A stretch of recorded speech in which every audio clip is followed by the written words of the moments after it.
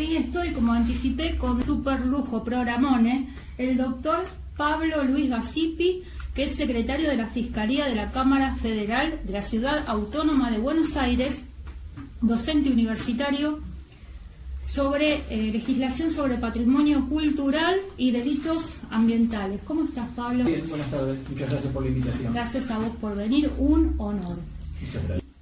Todas las leyes, la verdad que todas las leyes que hablan del patrimonio tienen esta distinción. No hay problema en que exista el coleccionismo, pero el Estado es el que tiene la prioridad. ¿Y qué pasa si se infringe? Fíjense, hay en cada una de las leyes hay contemplados delitos. Ahora se los digo, le contesto primero esto. Sí. Fíjese que hay lugares, por ejemplo, los lugares que son monumentos históricos o que son edificios históricos, sí. Puede ser de propiedad de los particulares. Sí. Un monumento histórico es el edificio Cábana. Sí. Y hay gente que vive en Cábana y tiene su... El resguardo que toca el Estado es que solo en la Escribanía General de la Nación se pueden hacer las escrituras translativas de dominio. Entonces, ¿el Estado qué pasa? Sabe quién lo tiene y sabe qué responsabilidades le pone. Qué responsabilidades le asigna. Exacto. Por otro lado, le dan por ejemplo, un descuento en el tema de impuestos y cargas tributarias. Por haberlo nombrado como patrimonio. Exactamente. Sucede lo mismo con, no sé, obras artísticas que son consideradas del patrimonio y pueden estar en poder de particulares. Lo que no se puede hacer es sacarlas del país y el organismo que tiene a su cargo la custodia de ese objeto, que ahora le digo son 4, son los que tienen que saber permanentemente dónde están.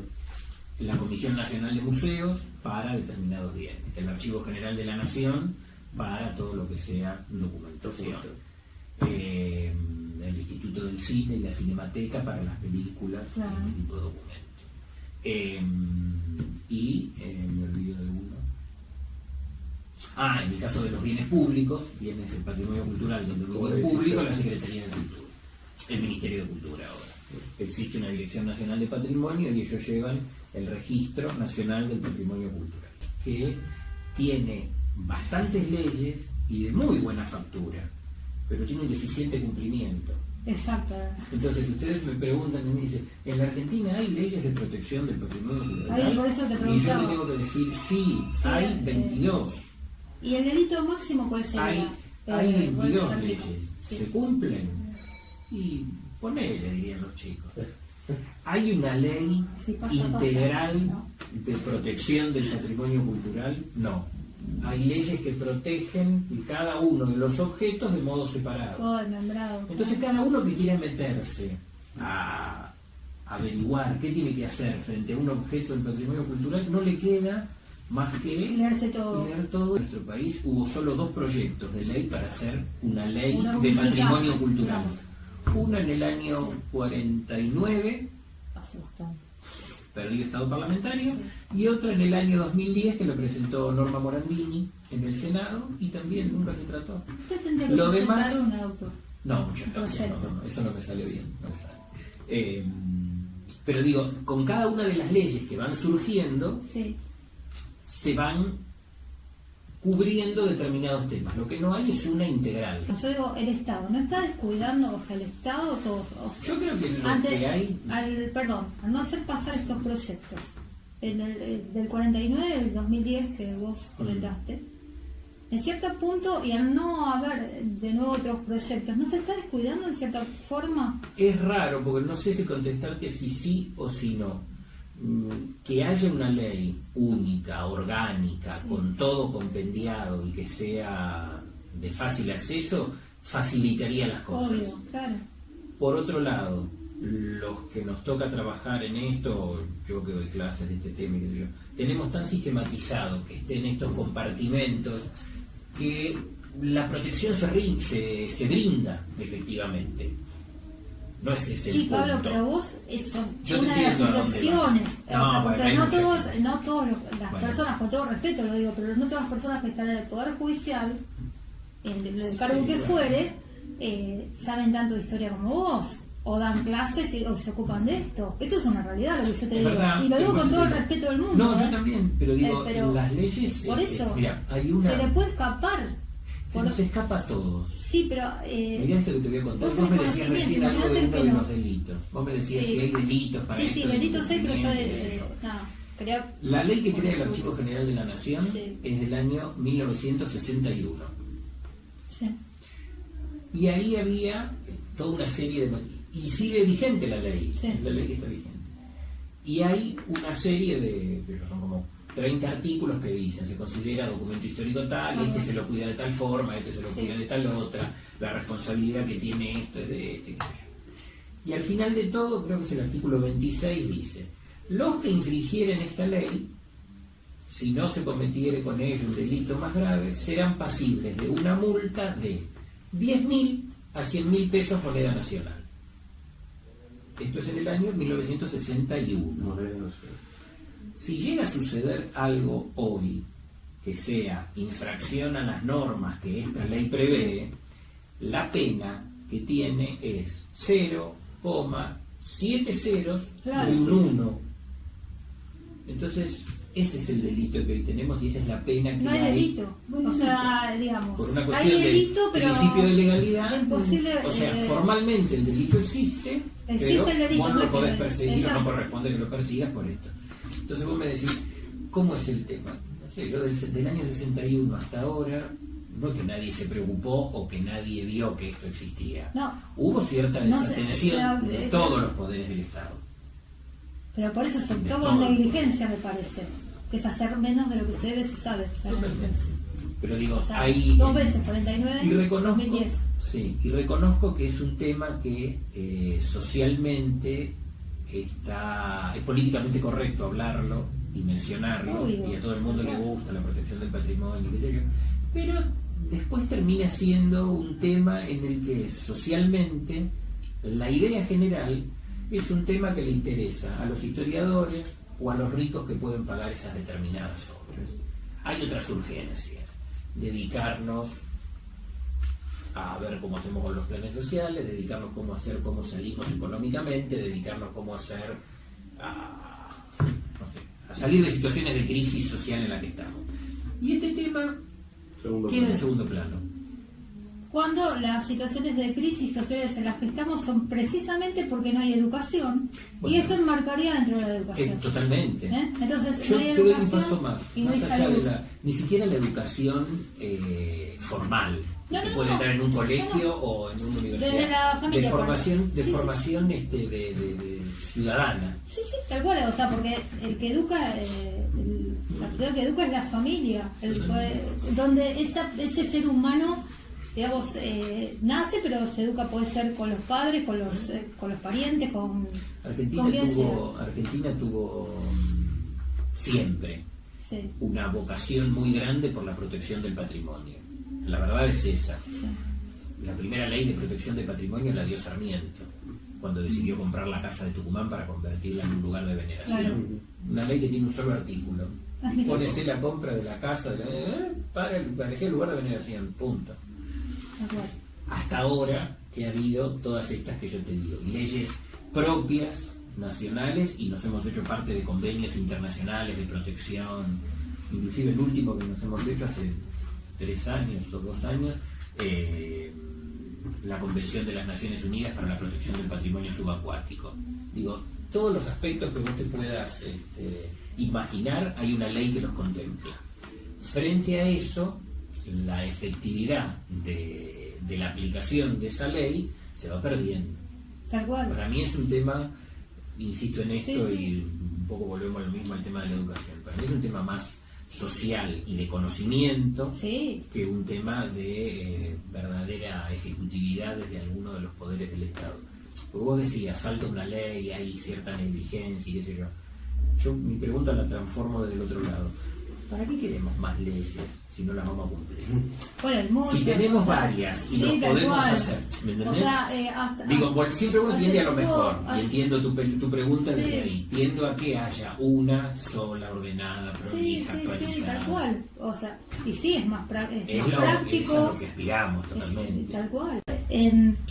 en el contexto de una marcha, una marcha, lo que fuere, que se rompen las plazas acá, sobre todo la plaza de los dos congresos, y se rompe, la de Mayo, y se rompe algún monumento o parte de un monumento histórico, ahí, digamos, empiezan a recuerdan el tema del patrimonio cultural, entre comillas te lo digo, depende de qué lado estés. O sea, si se rompió, lo rompieron los otros, y qué mal como dejaron la plaza.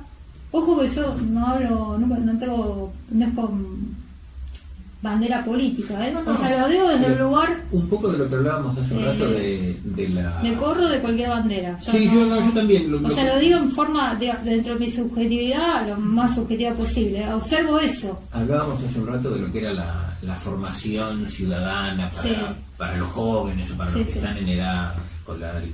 Yo no sé si ustedes se acuerdan, hace 3 años, cuando tomaron el Nacional de Buenos Aires por unos reclamos estudiantiles. El Nacional de Buenos Aires está al lado de la iglesia de San Ignacio, la iglesia más antigua de Buenos Aires. Bueno, hay un pasillo que los une. Bueno, mientras tenían tomado el colegio, los chicos rompieron la reja que separaba y entraron a la iglesia. Pintaron los altares. Sacrilegio, aparte de sacrilegio, bueno, ¿no? O sea, dejemos la parte eclesiástica, digo, vamos a lo civil, si no nos metemos en problemas. Claro. Pintaron los altares, rompieron unos bancos, quemaron los manteles de cobertura. Y la causa terminó, o sea, se tramitó y qué sé yo, y fue un daño agravado. Claro. Y la pena no es una pena muy alta, tiene 3 años, eran chicos menores, entonces terminó todo en un juicio correccional y que terminan diciendo, bueno, eran manifestaciones. Era un formalismo, o sea, hacemos el juicio, la demanda, la tramitamos, pero no. Vuelvo a esto que decía antes. Cuando vos querés confundir el valor con el precio, es cuando empezás a tener...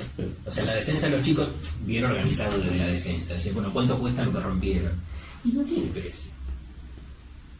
Claro, como dice el dicho, muchas cosas tienen valor, pocas tienen precio. Exactamente. Muchas cosas tienen precio, pocas tienen valor. Una de las características fundamentales del patrimonio cultural es que son objetos o son ideas, en el caso del patrimonio inmaterial, que son irrepetibles. Tal cual. Vos hoy rompés, no sé, por poner un ejemplo, ya que seguimos hablando, el cuadro de Manuelita Rosas, que pintó Prilidiano Pueyrredón, que es el cuadro grande, el único que hay de Manuelita Rosas en el Museo de Bellas Artes y qué sé yo. Lo rompen. ¿Qué haces con eso? ¿Cómo lo volvés? ¿Cómo lo recuperás? ¿Cómo lo volvés a tomar? No hay forma de restaurar. Y vos que hablabas recién de la iglesia y del Nacional de Buenos Aires, adentro del Nacional de Buenos Aires, el busto de Sarmiento, no sé cuántas veces lo habrán reparado ya, muchísimas veces, porque hay como una modalidad que cada vez que terminan las clases, generalmente los de 5º año, hacen de todo Mira, vos decías algo de la ley, recién ya hablábamos de la educación y no me estaba acordando. Sí. Ustedes saben que la obligación de los funcionarios públicos de preservar y proteger el patrimonio cultural está en la Constitución. Sí, y está en el artículo 41, que es el artículo donde está la protección ambiental. Sí. El artículo ecológico, que le dicen que es uno de los que se incorporaron en la reforma del 94. Y la regulación del artículo 41 es la Ley General del Ambiente. La Ley General del Ambiente dice: la política del Estado Nacional tiene para la protección del ambiente natural o cultural los siguientes objetivos. 1, 2, 3, 4. El 4 es formación y educación. Ahí tenés una ley específica que casi obliga a que haya educación en este sentido. Y no se cumple. No se aplica. No puede. Entonces, toda la gestión que se haga, por eso a mí me gusta cuando me invitan a hablar de estos temas y que sé yo, enseguida me entusiasmo porque me parece, más allá de mí, no soy yo, digo, la difusión de estos temas, de la riqueza patrimonial que tenemos en la Argentina, desde antes y ahora, ¿no? Exacto. la riqueza patrimonial que tenemos, las posibilidades que tenemos de cuidarlo, la gran tarea que nos queda por delante para depurar eso. La Argentina dictó la ley 9080 en 1913 y prohibió que se sacaran esas cosas del país. Y para cada una de las excavaciones y las investigaciones tenía que dar permiso en aquel momento el Ministerio de Instrucción Pública. Y la ley esa estaba tan bien hecha y tenía tan analizados los ribetes que recién se la cambió en el 2003, cuando salió la ley actual. Claro. Y ahí se declaró de propiedad del Estado Nacional todos los bienes arqueológicos y paleontológicos. Qué bueno. Es un tema realmente para seguir y seguir. Espero no haber aburrido. No, hablar y sigo. Es muy interesante que haya invitado para otros programas para seguir hablando. Es muy interesante el tema. Gracias.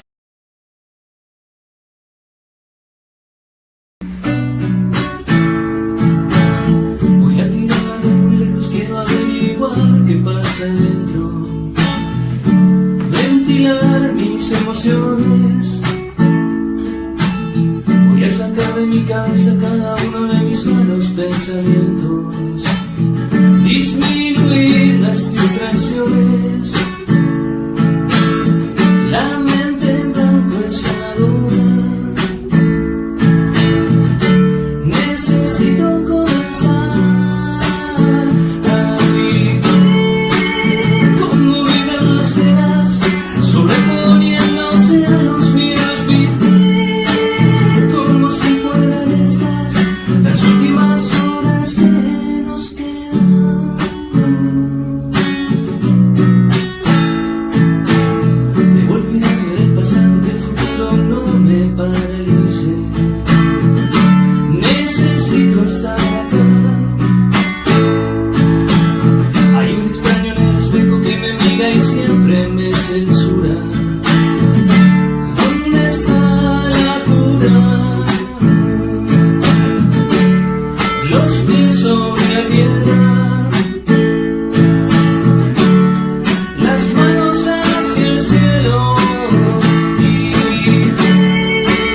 como viven las fieras, sobreponiéndose a los miedos, vivir como si fueran estas las últimas horas que nos quedan, vivir como viven las fieras, sobreponiéndose a los miedos, vivir como si fueran estas las últimas horas que nos quedan.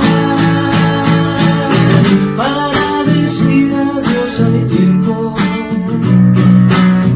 para pedir perdón hay tiempo,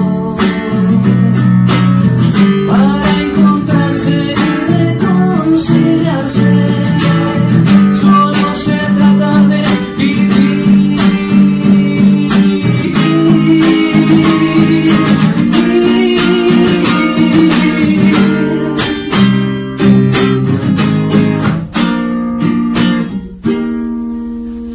Muy bienvenido. Bueno, muchas gracias. Adolfo Urrutia. Desde chico tenía dos opciones. A mí yo quería tenis y piano y al final Quedaste con piano. me quedé con piano y después salí del piano y me iba al alambre a ver al profesor como jugaba el tenis. Y aprendí autodidacta. Y toqué mucho tiempo y después un poco que me cansé porque era como, viste, y que iba al colegio, tocaba en todas las fiestas, en todos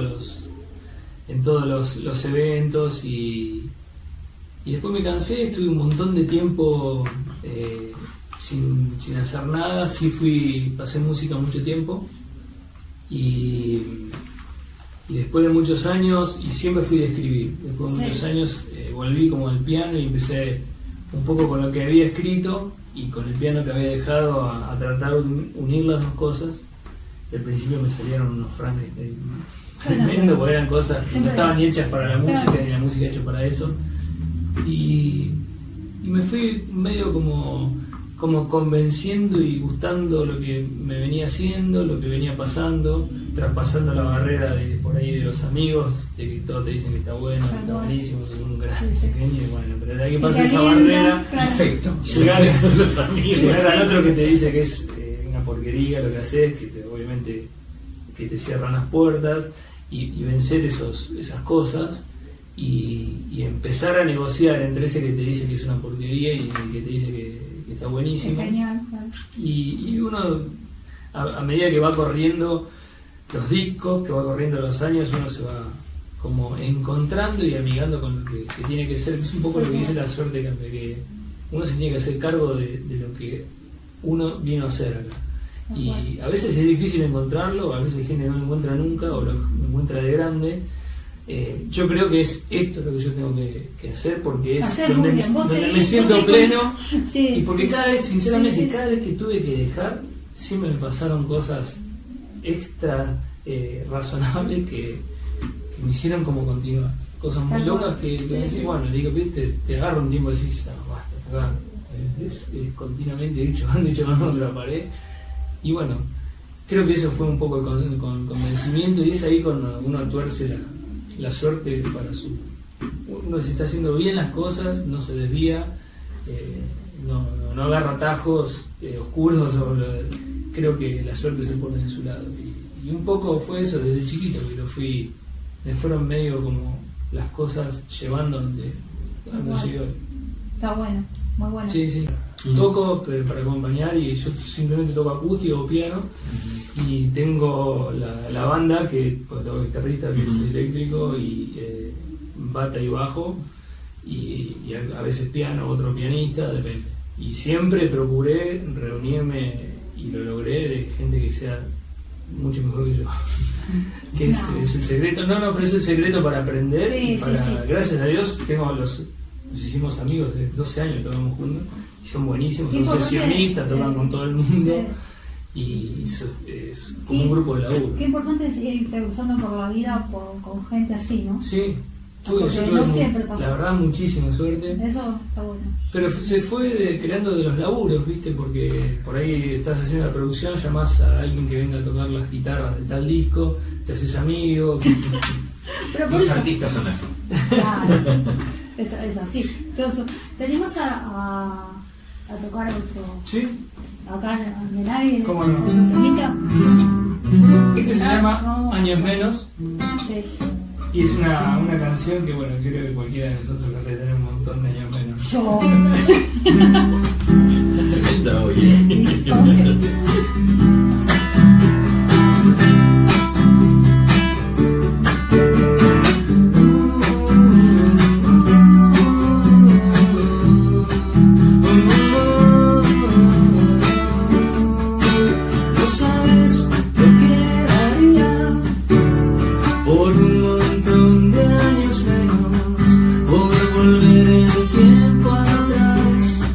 Con lo malo, con lo bueno.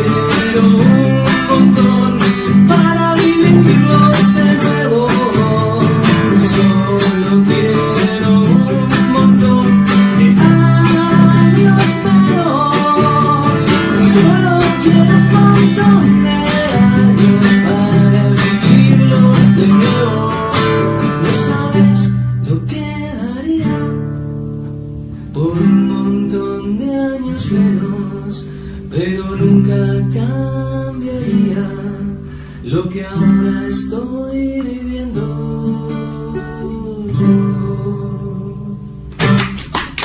Bravo. Muy buena. Genial, genial, muy lindo tema, muy real, por lo menos me siento muy identificada. Está muy bueno.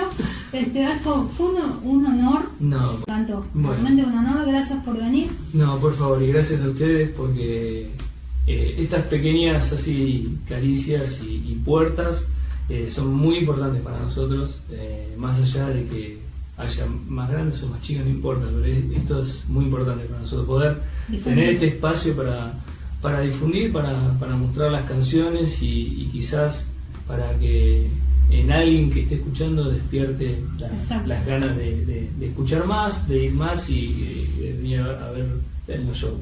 A vos te encuentran en alfo.com.ar, ahí está el Instagram, todo Facebook, YouTube, Twitter, está todo ahí. Twitter no sé si tenés, pero bueno, YouTube. Sí, pero casi no lo uso, porque cada vez que entro es todo sí, política. Sí, eso digo. Pero Twitter bueno, es muy en político. YouTube como Alfo Urrutia ahí encuentran Sí, los distintos álbumes. Así que bueno, bueno, María, muchísimas mil gracias a todos. Pablo, mil gracias por venir. De Para nada, que está un honor bien. para Hay ángeles volando en las ambulancias, hay ángeles que bailan en Plaza Francia, hay ángeles jugando a los detectives, hay ángeles que saben por dónde vives. Hay ángeles ahogados por la rutina, hay ángeles grabados en las retinas, hay ángeles viajeros que nunca vuelven, hay ángeles sinceros que a veces mienten. De amores carnívoros, de amores veganos, de amores furtivos de los veranos, de amores suicidas en los balcones, de amores enterrados con negras flores. Pero existe un ángel que siempre es testigo y que te acompaña todo el recorrido. Hay ángeles ahogados por la rutina, hay ángeles grabados en las retinas, hay ángeles viajeros que nunca vuelven, hay ángeles sinceros que a veces mienten. De amores carnívoros, de amores veganos, de amores furtivos de los veranos, de amores suicidas en los balcones, de amores enterrados con negras flores.